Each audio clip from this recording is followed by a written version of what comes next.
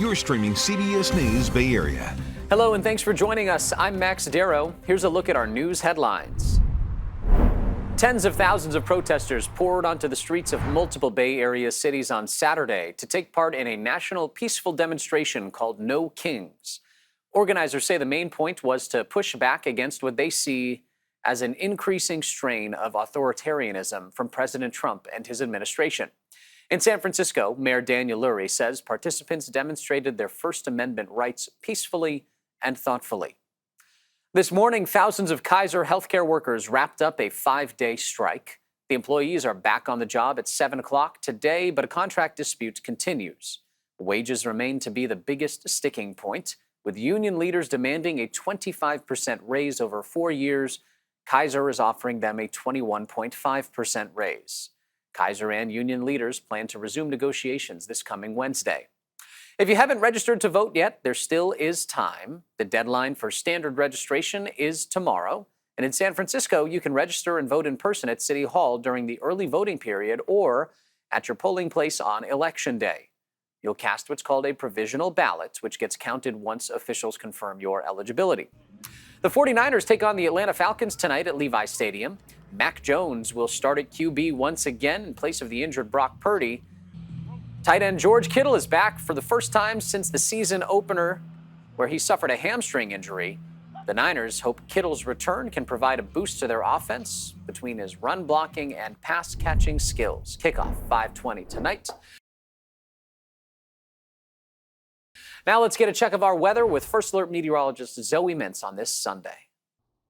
I hope you've enjoyed some lovely weather over the past several days, but if not, don't worry. This afternoon, you should be able to get out and about, soak up some of that sunshine, and again, enjoy the warmer, if not comfortable temperatures. Closer to our coastal communities, 60s, areas by the bay in the 70s, and inland communities, you might see some low 80s sprinkled in there. Overall, though, it is going to be a degree or two cooler than yesterday, and we are going to continue to see these relatively more comfortable conditions sticking around through the middle parts of the upcoming week. But look at our 6 to 10 day precipitation outlook. This is going to be a bullseye of what's likely going to be an atmospheric river making its way across the northern part of the West Coast, and even the northern part of California is likely going to be in that bullseye. But there is still quite a lot of uncertainty when it comes to this upcoming storm system. So let's take a look at just one of our many models, because there is going to be quiet, dry weather all the way through the midweek. A little bit of cloud coverage is going to move in on Wednesday and Thursday. That's going to cool down our temperatures a bit later this week, but little to no chances for rain all the way until Friday. Friday is going to be the first day that widespread moisture will be moving across the Pacific Northwest, heading down towards Northern California, then impacting the Bay Area. This is going to be overnight Friday and into early Saturday. That will be our first wave of moisture. And then there's going to be another wave of moisture possible as we step out later next weekend. So again, a lot of rain is on the way, but the northernmost parts of the state and the Pacific Northwest have the highest potential of actually getting in on the bulk of that moisture. So let's take a look at those two different models and kind of show you where we're at when it comes to how much, if any, of that rain is going to be heading our way. We are likely going to be seeing scattered shower activity, especially across our North Bay communities, where there is the potential of over an inch of rain falling, maybe even more in those higher elevations. But again, there's that pretty stark cutoff from our North Bay to our South Bay, where only maybe a couple of tenths to a quarter of an inch is likely. And again, that's the higher end totals. These are our lower end totals, where maybe some sprinkles are likely across the Bay Area, a couple of hundredths of an inch, but there is the potential, some of our models are pointing at, a lot of this rain missing us and the bulk of the activity well off to our north. So I just want everyone to be prepared for the potential of rain, but also don't get too excited because we don't know for sure how much of that rain is actually going to be heading our way. What we do know is our North Bay communities have that highest potential of seeing heavy rainfall and flash flooding. Again, that will be next weekend, Friday, maybe even all the way through Monday. There's still the uncertainty how long the system's going to stick around, how much rain it's going to bring. So what I would suggest to do is to keep up to date on the forecast. We will continue updating everyone every single day of this upcoming week, and enjoy the warmer, the drier, and the sunnier weather early this week while you can. The CEO of Salesforce is apologizing for his comments about the National Guard being needed in San Francisco. But now a new report is raising even more questions. First, the apology. Mark Benioff posted, "Having listened closely to my fellow San Franciscans and our local officials, and after the largest and safest Dreamforce in our history, I do not believe the National Guard is needed to address safety in San Francisco." The apology comes just days after Benioff told the New York Times that he'd be in favor of sending troops to the city to fight crime. Again and again, he's come across as quite progressive, but in his interview with me, he told me he was never progressive. He was a Republican who later switched to being an independent, and he didn't think that he was ever progressive. Now, a source within Benioff's own company revealed documents to the Times that showed Salesforce pitched federal officials on how they could use AI to hire 10,000 ICE agents. The company is a giant government contractor, joining other tech giants like Google and Microsoft. Isn't the beginning. We're smack in the middle of this type of collaboration. Naturally, because of Mark Benioff's earlier comments, this new development is getting a lot more attention. Salesforce did not deny the Times reporting, pointing out to them that they've worked with the U.S. government under both parties. Benioff has long been known as a philanthropic person and has been one of San Francisco's biggest donors. According to Salesforce, the contributions from him and his company have totaled more than $1 billion. Organizers of Dreamforce say the annual conference injected about $130 million into the local economy. They say it brought about 50,000 people to town last week. So this all comes as city leaders tout a comeback for San Francisco with lower crime numbers and cleaner streets. But the question now, are people actually noticing a difference? I met with some folks in from out of town for the conference and also heard from a business owner who has a front row seat to all of the changes in the area. Thank you. Hi, how's it going? When a conference like Dreamforce comes to the city, Eddie, how are you? Max Gwelly, the longtime manager of Working Girls Cafe on New Montgomery, says it's obviously good for business. Our sales pretty much doubled, right? But looking at the bigger picture, it's an opportunity for people to come in and see our city. A city in the midst of a years-long battle between perception and reality. Gwelly will be the first to tell you the reality of 2020, 2021, even 2022 San Francisco was rough. But he says that reality has changed significantly in recent years. The streets are much cleaner, much safer, and people are coming back. Office people are coming back. In the last 2 years or so, there's been a major improvement in cleaning the area, especially that one here. So he's hopeful Dreamforce will present all of the out-of-towners with an opportunity for a perception correction. It's not just for convention. It's been like this for the whole year. Nicholas Vasquez is here from Minnesota for his second Dreamforce. He'll be leaving with new tools for his business and a new impression of San Francisco. Based on what the media shows you about San Francisco, doesn't paint a really great picture, but overall I've walked around today and then yesterday and noticed that the cities are a lot cleaner actually.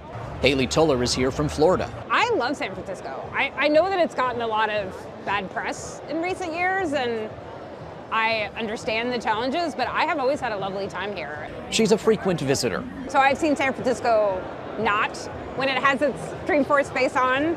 It is definitely different, and you can see that they are making an effort, if that's the term we want to use. Adam Williams is here from the Pacific Northwest. I live in Seattle, and we get some of that same punching bag treatment. I think a lot of our cities with these reputations have taken an upswing in the last few years post-COVID, and don't really get the credit for it. And then this could be for what time? Gwelly says while the reality in his neighborhood has changed, the city still does have a lot of work to do. Other parts have not been as successful as us, but hopefully it will spread out for the whole city. However, he thinks momentum is building.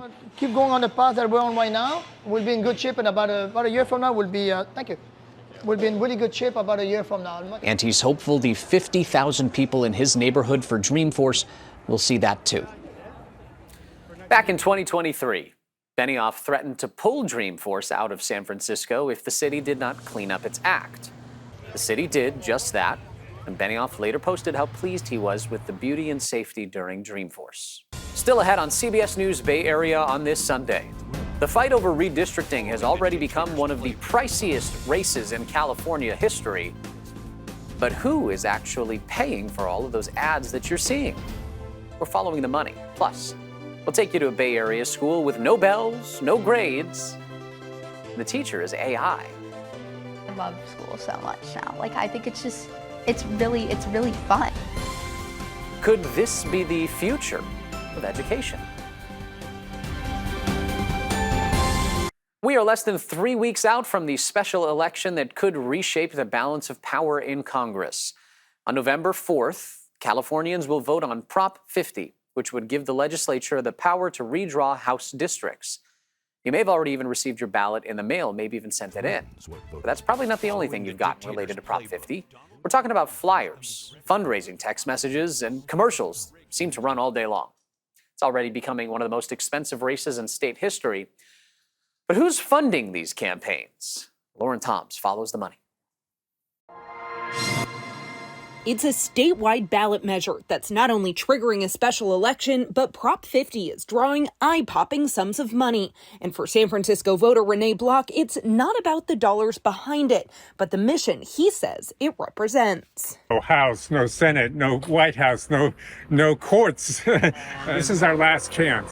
Every weekend, he's hitting the pavement from the Mission to the Sunset, trying to cut through the flood of advertising and political noise. And people are confused, and if they stay home or if they don't vote for the proposition, we can lose this opportunity. As his T-shirt states, Block plans to vote yes on Prop 50, the proposal to temporarily redraw California's congressional map to add 5 Democratic-leaning seats in the House and boost Democrats' chances to flip control of Congress. But behind the grassroots effort is a tidal wave of cash. State campaign finance reports show spending at nearly $215 million, $134 million for and $78 million against, passing spending records for the rideshare Proposition 22 in 2020 and the 2022 gambling fights, Props 26 and 27, which shattered records at over $450 million combined. And California ballot measure elections are basically the most expensive elections in the United States, not called a presidential election. Sonoma state political expert David McEwen says the final price tag, including the cost of the special election and legal challenges to come, could top $500 million. This is going to be maybe not the most expensive ballot measure in California history, but it'll at least be number 2 and has the potential to be number 1.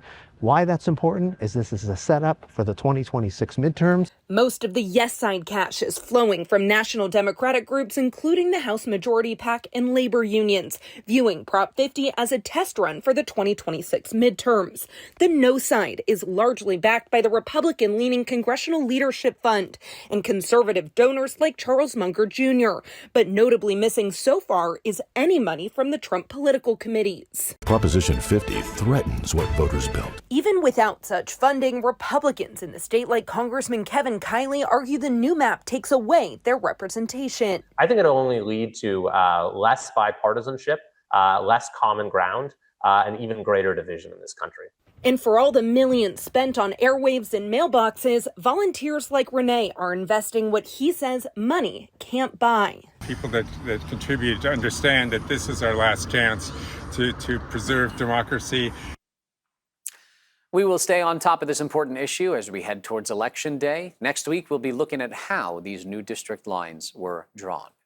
Federal investigators believe they've found the fraudsters behind the billion-dollar text scam targeting drivers using fast-track toll lanes. You might have received one of those text messages, maybe multiple even, attempting to collect payment for toll fees. According to the Wall Street Journal, the feds say high-tech Chinese criminal organizations are actually the ones behind this scheme. They've stolen $1 billion over the past 3 years. Listen. Productively paranoid, I guess, would be the best way to put it. Like, you don't want people to be afraid of using their phones or doing that kind of thing, but you do want folks to stop for a second and think, like, is this legit or not? Is this something that's safe or not?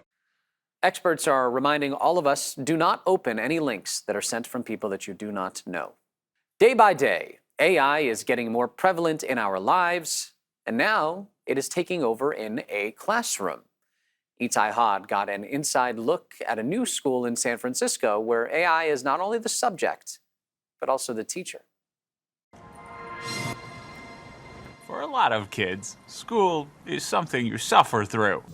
But for 13-year-old June Rockefeller, it's become something else entirely. I love school so much now. Like, I think it's really fun. June is part of the inaugural class at Alpha, a new school in San Francisco that's using AI to reimagine learning. There are no bells, no grades, not even teachers. Here, AI handles all the lessons. Adults called guides are there to help and encourage. Students spend just 2 hours on core subjects, all taught by AI apps, freeing up the rest of the day for hands-on life skills and passion projects. I'm excited to share my app called Moleculab. 14-year-old Ethan Wong is using AI to design an app for molecular gastronomy. It's an app that helps students ages 13 to 18. Today's class, how to pitch a startup. I'm going to guess in your other schools you weren't creating apps. No, not at all. His dad, James, admits he wasn't sure about the experiment until he saw it in action. I had not seen that smile when he exited school in a very long time. Okay. Carson Lehman, Alpha's lead guide, says schools have been slow to change. I want them to see that they are able to create something. They don't need any other skills. They don't need a crazy degree in computer science. They are able to create a functioning app. But not everyone agrees. Sandra Curiel, president of United Educators of San Francisco, says 2 hours of digital learning is a poor substitute for in-person education. What needs to be made really, really clear is that some of the consequences of unregulated and currently unstudied AI in education settings could have potentially really impactful and negative influences on our students. And then there's the price, $75,000 a year. Alpha says students at its other campuses score in the top 1% to 2% nationally across all grade levels. It was really good. For June, there's no going back. Is there anything that you miss at all from your older school? Absolutely not. Still, it remains to be seen if AI can get an A+. The school started with just 15 students, but next fall it aims to enroll 75. There are scholarships open for some families. Still ahead, it's a combat sport with no refs, no blood, but plenty of excitement. We'll meet the creators of the underground event right here in the Bay Area, pitting robots against one another.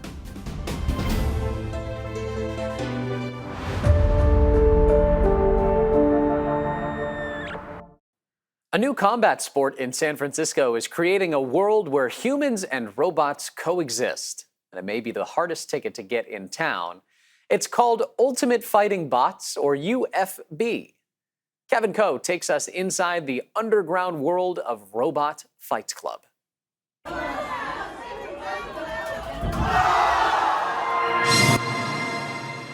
They say the first rule of Fight Club is don't talk about it. This could be the next big gaming thing in the world, you know, the next big UFC. But it's hard to keep quiet about a new San Francisco sport made by techies, played by techies, tucked away in a basement on Market Street. If you're lucky enough to get a ticket inside, you're taken into a world where humans and robots coexist. We want to have them like greet people, we want to have them like serve tea, we want to have them, oh, hey buddy, yeah, this is Turbo. Zania is the co-founder of Ultimate Fighting Bots, or UFB. She, along with her husband and co-founder, Vitali, love robots. Turbo is their personal humanoid, which they bought about a year ago. I've done robotics for 10 years before. I've done drones, boats, rovers, industrial arms.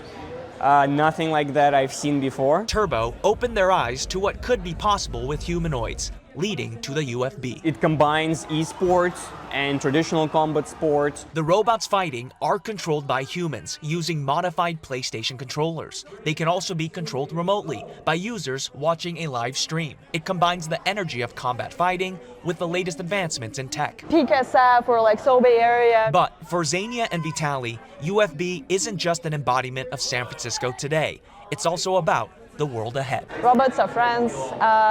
They are here to help us, that if we treat them fairly, that we can actually co-create things together and work more as a team, and there is nothing to fear.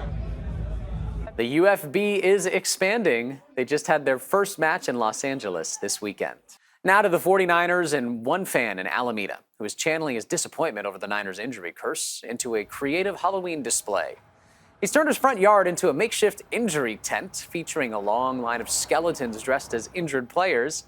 That includes Nick Bosa, Fred Warner, Brock Purdy, George Kittle, and more. Meantime, skeletons of Mac Jones and Christian McCaffrey, much like their real-life counterparts, hold down the fort on the field. We heard from Casey, the mastermind behind this Halloween display. After the first game, Kittle got hurt and several other people got hurt. And then the next game, Purdy got hurt and Bosa. And then we're like, oh, you know what? We should set up a concussion protocol tent. And hopefully no more of them will get injured because we're running out of space here in the yard here. He updates the display as players come off the injured list. But unfortunately, Fred Warner not coming off anytime soon. There's Jake Moody, by the way, but he's on the Bears. It's not just injuries. On the edge of the display is that Jake Moody skeleton right there, the former kicker for the Niners, and you can see he's got a suitcase there making his way to Chicago. Still ahead in our next half hour on CBS News Bay Area. A family of farmers on the verge of losing their land. How a local chef is leading the efforts to keep them rooted here in the Bay Area. When you've been farming the majority of my life, you can't just quit. Plus, surgery can be one of life's most daunting experiences. But one doctor is changing the tune, making the process more personal while striking a calmer chord. We'll introduce you to this singing surgeon. Your community, your news, powered by KPIX. CBS News Bay Area. Watch anywhere, anytime. Stay informed and connected.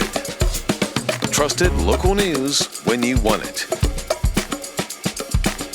CBS News Bay Area. Watch free on any device. You're streaming CBS News Bay Area. Thanks for staying with us. I'm Max Darrow. Here's another look at our news headlines of the day. Thousands of Kaiser workers have wrapped up a 5-day strike. They returned to work at 7 o'clock in the morning, but they are still locked in a wage dispute with management over staffing and higher wages. Union leaders demand a 25% raise over 4 years. Kaiser is offering a 21.5% raise. Talks are set to resume on Wednesday. The deadline for standard voter registration is tomorrow. And in San Francisco, you can register and vote in person at City Hall during the early voting period or at your polling place on Election Day. You'll cast what is called a provisional ballot, which gets counted once officials confirm your eligibility. 49ers take on the Atlanta Falcons tonight at Levi's Stadium. Mac Jones will start at QB once again in place of the injured Brock Purdy, and this guy will be making a return to the field, tight end George Kittle. It'll be his first time back in action since a hamstring injury in the season opener.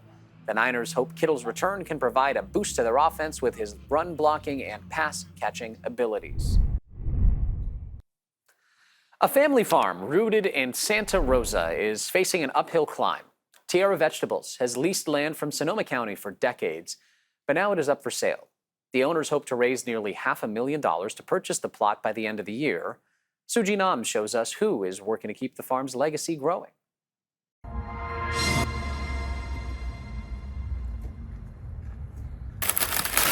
The crunching of the corn husks is a familiar sound echoing throughout Tierra Vegetables farm in Santa Rosa. Lee James and her brother Wayne have cultivated Tierra black corn and other fresh vegetables for decades. We've been farming in Sonoma County since 1980s. James has been leasing 16 acres of farmland owned by Sonoma County along Airport Boulevard. And now the property is up for sale. But we really, at this point, don't want to take on a huge amount of debt right at the end of our farming career to purchase a $500,000 piece of land. Which is why James started an online fundraiser in hopes that the community can jump in to help. The county confirmed with us that they will be offering the land to Tierra Vegetables first before opening it up to other bidders. We have luckily found someone who is interested in the legacy of the farm. Enter Jeff Davis, an Oakland-based chef owner who sources cornmeal and other produce from Tierra Vegetables. Being able to tell the difference between their cornmeal that's stone milled for us every week and the stuff that's been sitting in a warehouse for 5 years. He is now partnering with the Jameses to help raise money and keep their legacy going. I'm a farmer that's going to relocate to start kind of training with them, and as they kind of like let go of the wheel a little bit. Meanwhile, James continues to expand on her expertise, like making sunflower seed oil. It's an old piece of equipment. Yeah, I think it's from the 50s. Might be older than me. And through this time of uncertainty, she reminisces what started it all. My mom was a florist. We all worked at Orchard Nursery in Lafayette. And so we've been into plants. Went to some of the first farmers markets, certified farmers markets in the state. And James hopes that by the end of the year, things will fall into place. When you've been farming most of your, the majority of my life, you can't just quit. In the meantime, James, who is 73 years old, I like growing things, like eating good food. I like being with my dogs. Plans to keep doing just that. The county put restrictions on the land to ensure it stays farmland. The Open Space District says this means it cannot be developed and will only be used for agriculture. For those of you with diabetes, your insulin could soon cost a lot less. Governor Newsom says California will start selling generic drugs for as little as $11 per pen. It's a part of a partnership to sell state-branded prescriptions for lower prices. The governor's office says the state-branded insulin will be available starting in January. According to CalRx, 1 in 4 people with diabetes cannot afford their insulin. Seeing the dollar signs drop in front of insulin costs, which is literally the vial of life for millions of children and adults living with diabetes, gives me hope in humanity. The governor's office says the state-branded insulin will be available starting in January. For those of you with diabetes, your insulin could soon cost a lot less. Governor Newsom says California will start selling generic drugs for as little as $11 per pen. It's a part of a partnership to sell state-branded prescriptions for lower prices. The governor's office says the state-branded insulin will be available starting in January. According to CalRx, 1 in 4 people with diabetes cannot afford their insulin. Seeing the dollar signs drop in front of insulin costs, which is literally the vial of life for millions of children and adults living with diabetes, gives me hope in humanity. The governor's office says the state-branded insulin will be available starting in January. Surgery can be tough, but one doctor is making the process a little bit more personal. As Elizabeth Cook shows us, she's striking a calmer chord. When Dr. Laura Esserman, a leading breast cancer surgeon, prepares for a surgery, she goes beyond expectations to make the operating room comfortable. Some nice warm blankets for you. And she gives them this. Handprint on my heart. A special song chosen by the patient. Why did you start doing this? Everything about my practice is all about trying to figure out how to personalize medicine. Melissa Parker needed a doctor 14 years ago for treatment for her breast cancer. So I did some research and found an article about Dr. Esserman. I crafted this heartfelt email to her. I thought, she's a rock star surgeon. She is not going to get back to me. But the next night, I got a phone call at 9 p.m. and it was her. 2 weeks later, Parker, then 32, was in the operating room. And at the end, you actually changed the lyrics to the song. I did. What did you change them to? If you say, it well may be that we will never meet again, and it's supposed to be in this lifetime, but of course it's more appropriate to say, in this OR. So let's hope, right? That we will never meet again in this OR. Never again. Let's hope. Unfortunately, they did meet again. This time it was triple negative cancer, and I knew immediately that this is the worst type of breast cancer. And then my next thought was, I need to email Laura Esserman. Melissa Parker underwent a special treatment Dr. Esserman arranged. That was a miracle treatment because Dr. Esserman is a miracle doctor. Her surgery now is to remove a mass made benign in a successful trial. If I've been changed. Dr. Esserman's own research is among those that have shown music helps heal, helps lower blood pressure and anxiety in patients during difficult times. I have been changed for good. According to studies done by ASCAP, music has been found to reduce anxiety and stress levels and distract from stressors. Coming up next, an East Bay artist is preserving Filipino boxing history. Why he says the legacy of Pancho Villa is so important. He kind of changed the boxing game. He introduced speed and power at the same time. Little guys should not be knocking out other fighters. A pair of San Francisco natives provide fun, safe activities for youth undergoing a lot of trauma in their lives. Their inspiring story coming up. CBS News Bay Area is honoring Filipino Heritage Month. When you think of great boxers from the Philippines, the first name that pops up is going to be Manny Pacquiao, considered one of the greatest of all time, winning 8 division titles. But long before Pacquiao, there was another Filipino fighter named Pancho Villa, who about more than a century ago put Filipino boxers on the worldwide map before stepping into the ring for his final fight right here in the Bay Area. This year, a new book about Pancho Villa was released by a college professor from San Francisco. As Ryan Yamamoto shows us, his work also contains rare boxing photos that one East Bay man has been collecting for years. When Joe Achillesson is not in his backyard, teaching the sweet science, I love the sport, man.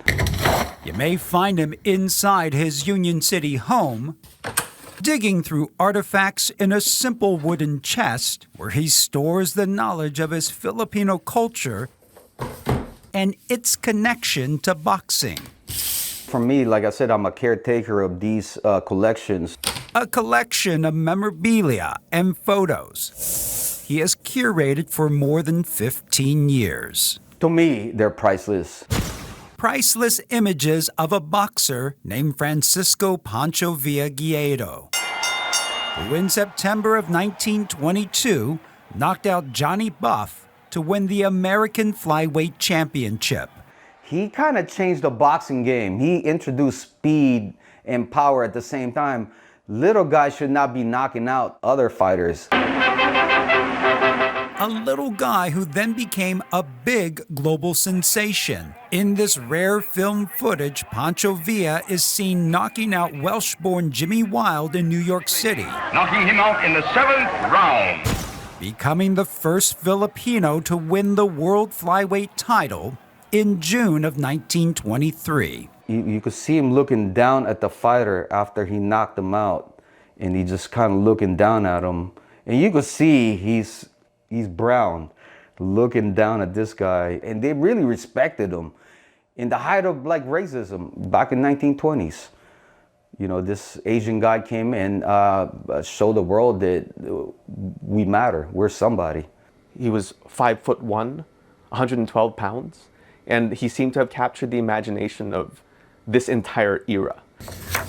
Dr. Bernard Remolino, a fighter's moniker, an associate professor of Asian and Pacific American history at San Joaquin Delta College, was already working on his dissertation on the history of Filipino American boxers, when one day he met Joe Achillesson and got to see his collection. I was geeking out a lot, right? I was really excited. I think my palms started getting sweaty.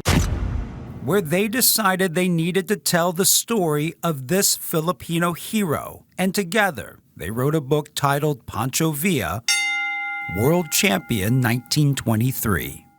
It felt like we were driven by something greater than us. It's our story, and I feel like it needs to be told. Pancho Villa was a native of the Philippines. We can think of Pancho Villa as this flashpoint. Winning of the Flyweight Championship in 1923 as a watershed moment in the history of sport, in the history of boxing, and Filipino-American history. And that speaks to sort of that cultural importance. And it speaks to the social impact that was having. An impact that would eventually open the door for other great Filipino fighters. including the most famous boxer to come from the Philippines, Manny Pacquiao. I think he's greater than Manny Pacquiao. But Manny Pacquiao to me is probably the greatest fighter. But Pancho Villa opened that door so Manny can come in there. The first one's always the hardest one. If we're looking at the long historical thread of how Filipinos show up in the popular imagination as viable fighters and as champions, Pancho Villa really ignited the imaginations. And Jimmy Wild falls far on his... Imagination to reignite the Filipino-American community through the pages of Bernard's words. Filipino-American history is American history. And through a collection of Joe's photos. It's just sitting in your chest. You know, you want to share this with a community where they can see it. The story of Pancho Villa, world champion 1923, written by the community. Yeah, I wrote it for them. I wrote it for them first and foremost. For the community. After defending his title several times, Pancho Villa's final fight was 100 years ago on July 4th, 1925. These photos right here are of the bout at the Old Oaks Park in Emeryville. Villa fought after having a bad tooth pulled. He ultimately did lose to Jimmy McLarnin by decision. Then during the following days, he developed a serious infection that proved to be fatal. Pancho Villa died 10 days later at the age of 24. Along with a book that was released this summer, an upcoming documentary as well, a large part of Joe's collection of Pancho Villa artifacts has been curated by the Smithsonian for an upcoming exhibit next month on the Filipino-American experience.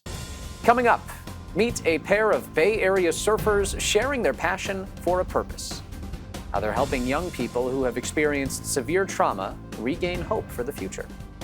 And anytime we took them camping or to the beach down here or just outside, we could see it right away. I'm like, these kids are doing it. So this is better for them. This is a better day.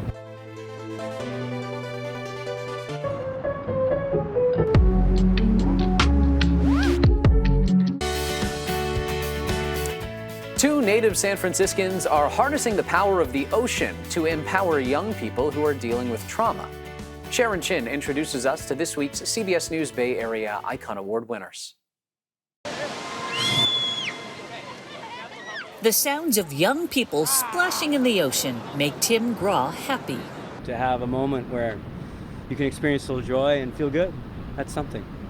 We can do more stand-up surfing in there. Tim, along with Eddie Donnellan, lead a surf camp at Bolinas Beach. Eddie hopes the youth will catch the same wave of healing he felt at age 14 growing up in a broken home. Being immersed in the water and surfing kind of like was transformative for me at that age. It brought me a lot of, I think, just immediate joy. Tim and Eddie became friends while surfing and both worked at Edgewood Center for Children and Families, a San Francisco mental health care provider. They've spent a major part of their careers working with kids facing severe trauma, and they noticed the therapeutic effect of taking young people into the great outdoors. And anytime we took them camping or to the beach down here or just outside, we could see it right away. I'm like, these kids are doing it. So this is better for them. This is a better day. So Eddie and Tim started a nonprofit, Me Water Foundation, in 2015.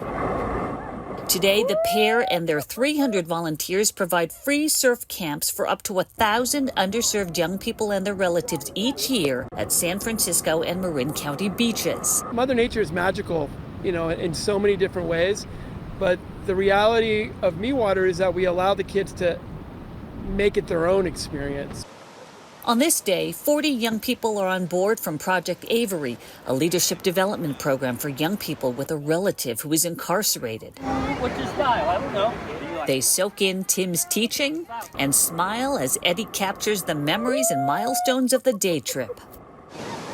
Lexi learned to swim at the Me Water camps. She says the outings have transformed her outlook. It makes my whole life better because ever since I first started to come here, all my bad thoughts and stuff and all the stuff that I was thinking before I went here, it washed away after when I was with them. Project Avery program manager Ziri Rivera says participants ride a wave of community care and support thanks to Me Water. They go home with their hearts warm, knowing that they got to experience this, a lot of them for the very first time. In the last few years, Eddie and Tim have expanded the Bay Area surf camps to overnight camping trips to Yosemite, New York, Santa Barbara, and even a small village in Alaska. A little bit of joy and a positive moment when maybe they go back to a harder experience, that they have something to smile about. If we can just uplift the day, right? Doesn't it all start with having a good day? So for bringing joy and healing to at-risk young people through the Me Water Foundation, this week's CBS News Bay Area Icon Award goes to Eddie Donnellan and Tim Groff. Me Water's funding comes from donations and grants. It does not get federal funding. Tim and Eddie have also added scholarships this year. And you can nominate a local hero for a CBS News Bay Area Icon Award. Just head to kpix.com/icon. Thanks for streaming CBS News Bay Area. I'm Max Darrow. We'll be right back with your First Alert forecast and today's top stories.